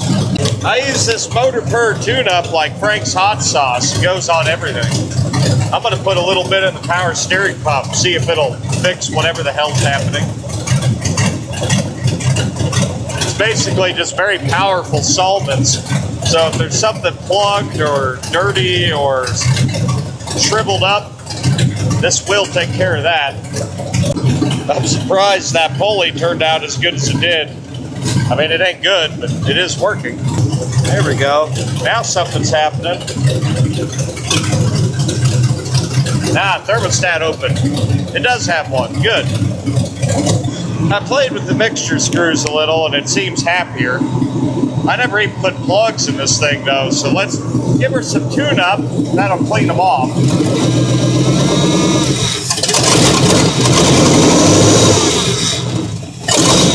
Easier said than done on this. I'll suck it in through a vacuum line.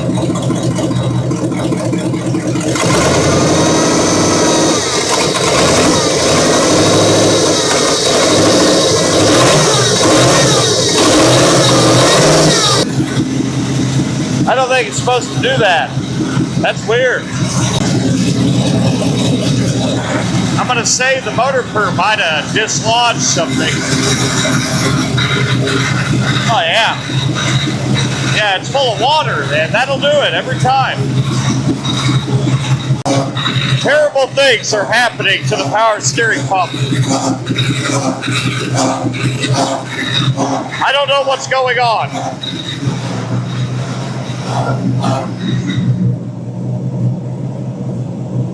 Then I move the steering wheel and it's fine.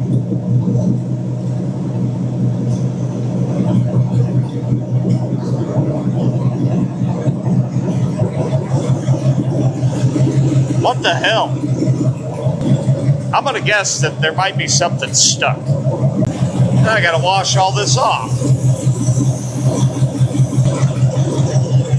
And suddenly, the power steering pump has healed itself.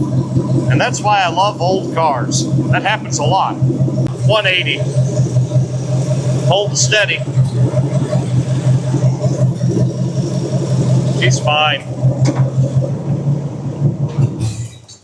This thing's totally fine. Other than the, it may need a power steering pump in a box.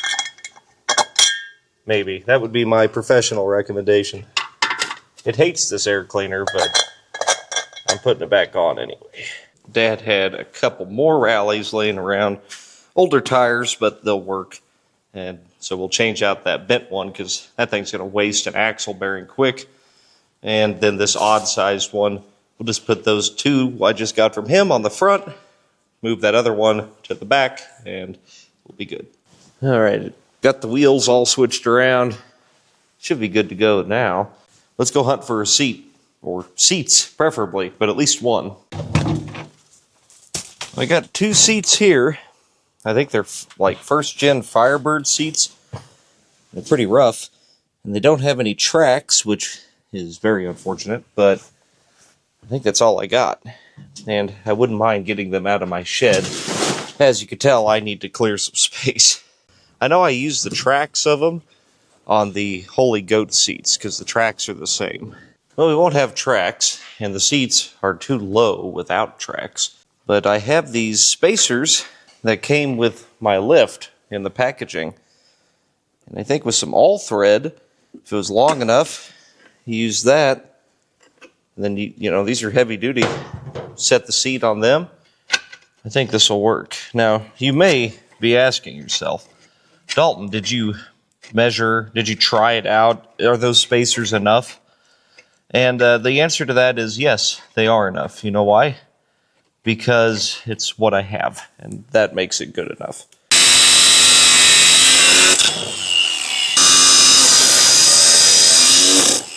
Watch carefully as I eyeball where the seat needs to be.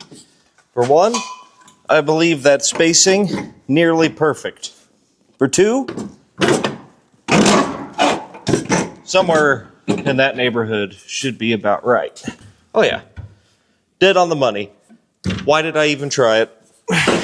Now, if anybody other than me drives the car, they're screwed, but And I'm just gonna make some quick marks on the floor here. Like this one goes, I don't know, somewhere in there. It's highly maneuverable. It's highly flexible. You know, this isn't, there is no precision involved here.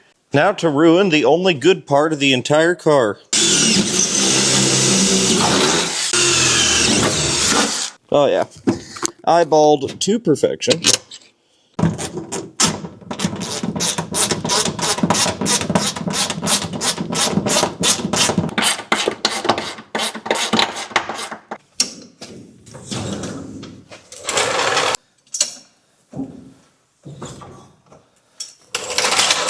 His car.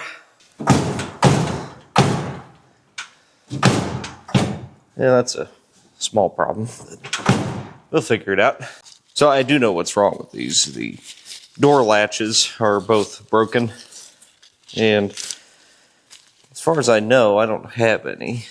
But I do have a ratchet strap. And the car does not have a roof. Which means it's not that hard to get in it. You just, you know, throw that guy over there. Always keep the ratcheting portion on the driver's door so it's easy to get out.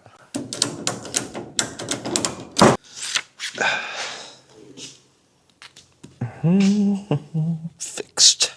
All right, well, let's take it for a cruise. See what it does.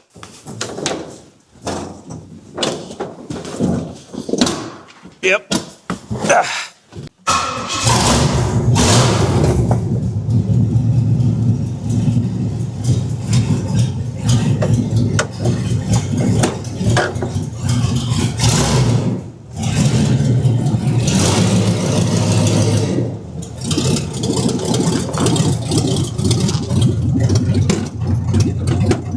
Got brakes.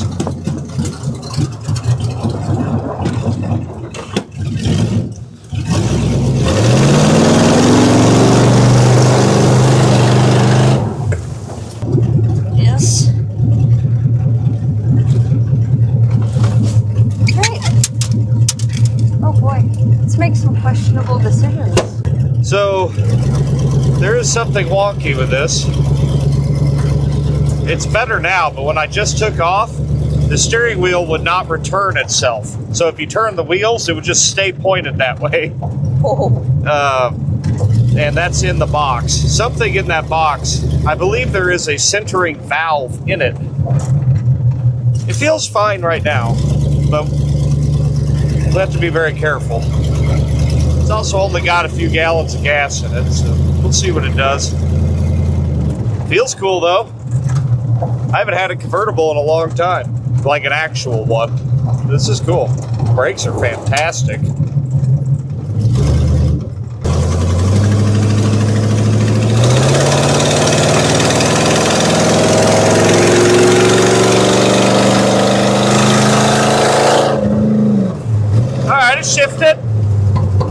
got both gears. Oh my God. Ugh. There's so much debris. Oh, But I tell you what, the son of a bitch drives really good. Ah, oh God. that's better. Ah. Holy crap, it drives wonderful. Like, legitimately. Oh, everything's just kind of working itself back in. Oh, I'm taking it to the gas station. This thing's great. I don't think I'll take this one to the car wash. You might not. Man, it's good, though. I mean, it is. No race car, but not bad. I bet it'll do a hell of a burnout. That's why I didn't ask you to clean the seats. Yep, That would have just been a total waste. I understand now.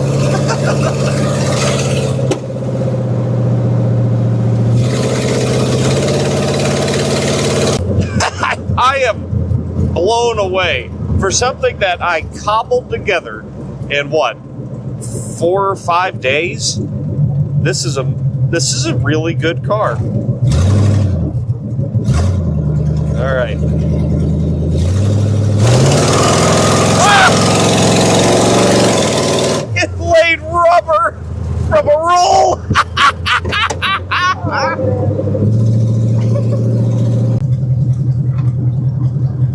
Yeah, you know, I mean, the car's just been sitting for 40 years, disassembled in a field. We'll just cruise her up to the gas station. We got to get the key, though. So my filler neck, it works. You got to go real slow, and you got to hold it just right, okay? It does work, though. Would you rather spend $300, or would you rather do this? These are the choices you have when you're... Oh, see, you got to be really slow. We all have to make choices in life. Some of us choose to do things smart. Some of us choose to save $1. See, that's not... Yeah. I know it's not full. It's a Pontiac. It's fine.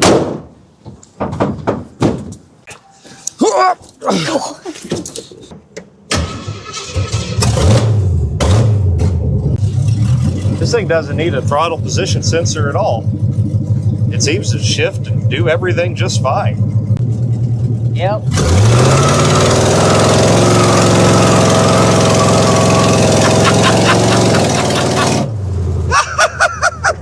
All the way across the intersection.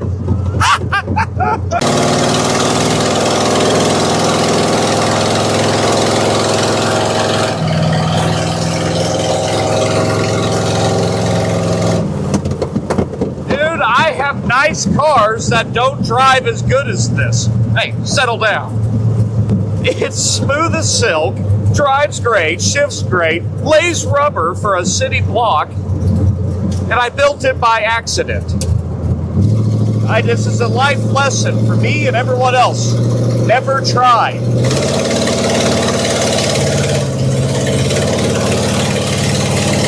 Hey, it's got seat belts.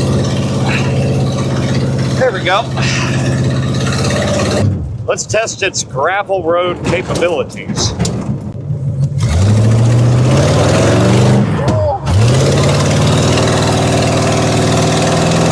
Pretty good.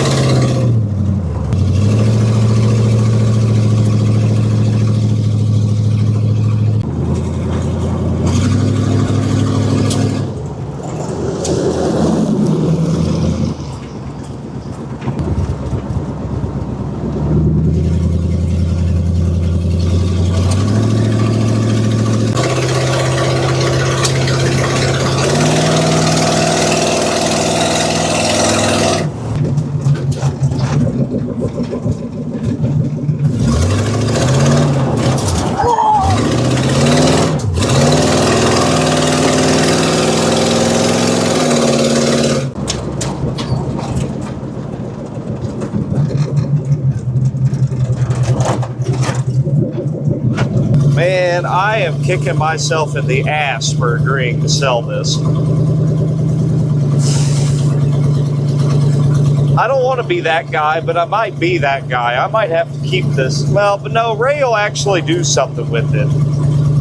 God dang it. Why did it have to turn out so good? I completely mailed this thing in. But it's great. I mean, I would literally put exhaust on this thing and just start driving it. Like, there's nothing, it doesn't need anything.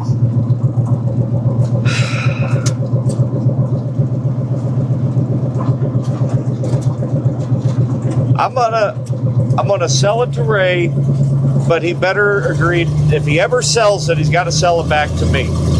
Because I've invested a lot of emotional time into this thing now, and so now I've got like that bond with it, and I just, you know, I feel like it's one of my children. It kind of is.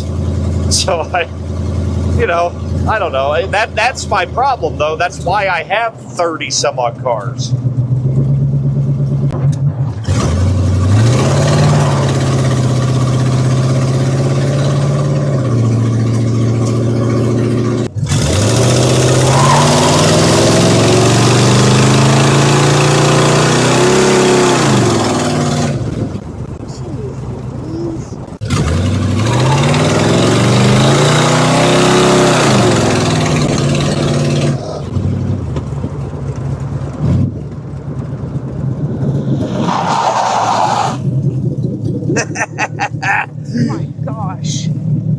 That'll lay some rubber. It does, and it won't power brake. The brakes are too good. It's only once you get rolling, you floor it, then she just takes off.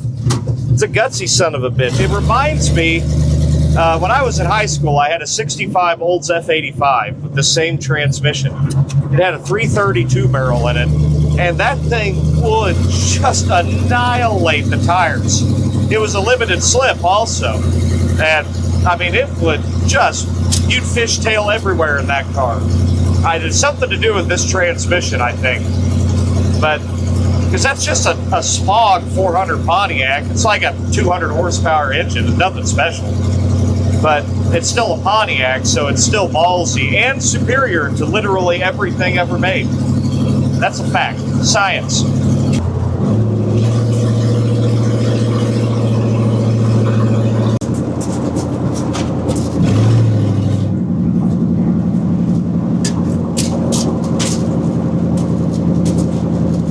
What a car.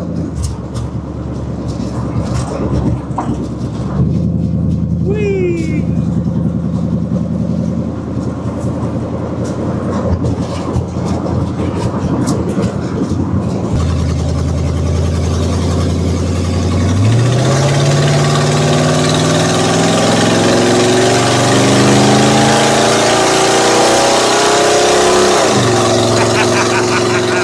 I'm not gonna lie to you, I don't really want to quit driving it. It is really a pleasure to drive. The last convertible I had was a 70 Le Mans convertible, and I didn't like that car. I kind of hated it, but it was nice. Like, it was pre-YouTube Dalton, nice car, and I like this better. I like this raggedy piece of shit, just cobbled together, and you can tell it's just got a chip on its shoulder, you know? I mean, how many people passed on this thing? And it took a little bit of vision and very little money to make it into a car. Also, whatever was going on with the steering, totally fine. It has healed itself completely.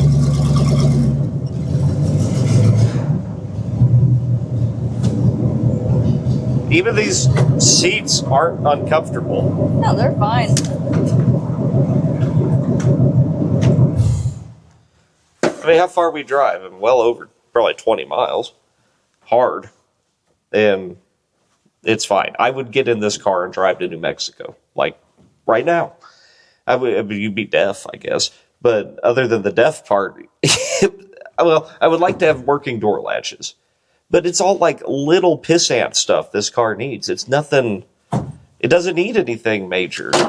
Damn it. Why do I make a good car and I get rid of it? God. It's a great car. Well, I'm pretty much done with this thing, but look who stopped in. The new owner of the Tempest convertible, Ray, Wrenching with Ray. If you want to follow this car, go watch his channel. But he's not taking it with him today, but he wanted to stop in and see, you know, what he helped start and where it ended up. What do you think? It's fantastic. I love it. Can't beat it. You want to drive it? Oh, hell yes. Let's take it for a spin. Really?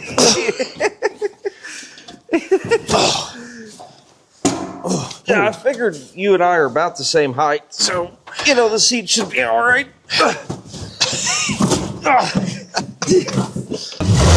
There you go.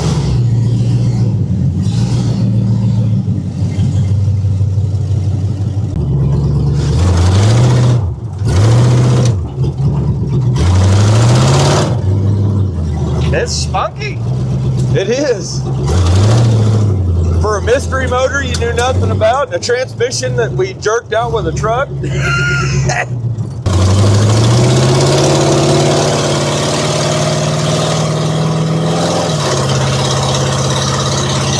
Fine. Classic fine automobile. Does it do burnouts? Oh, it does. It actually drives really freaking good. It does. It's a beautiful day for driving in the convertible. Yeah. It won't be in a couple days though. No. About the end of convertible weather, just in time. We'll just put the top up. Yeah. Put a tarp over the top. Nice blue tarp. It'll match.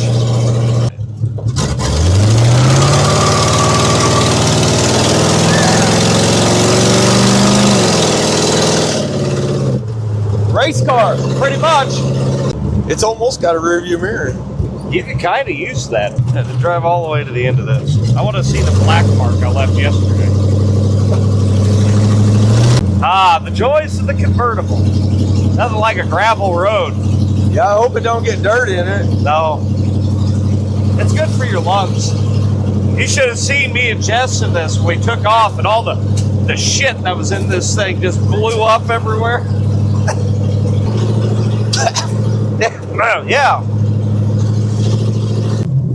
All the way, look at that fuck. That thing goes all the way to that next road.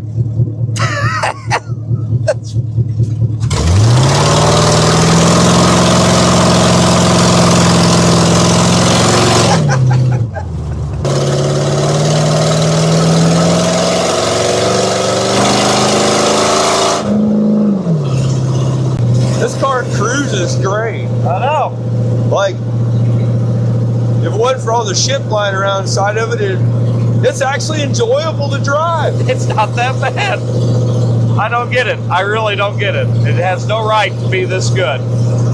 But here's the thing. If I can throw this piece of crap together with junk, literal junk, there's no reason you can't do the same thing. You ever wonder what normal people think whenever you drive by them and stuff like this? They're just like living their NPC life, and then you just come blowing by and this. They're probably afraid something's gonna fall off. I know. Probably upping their life insurance. I'm telling you, man, this thing is great. It is. I don't know why. I'm ready to go on a road trip. Oh man, we could hop in. We could go right now. Yeah. We got like 2 days of warm weather. Let's just start going south. Make it to New Mexico and leave it there till, you know, spring.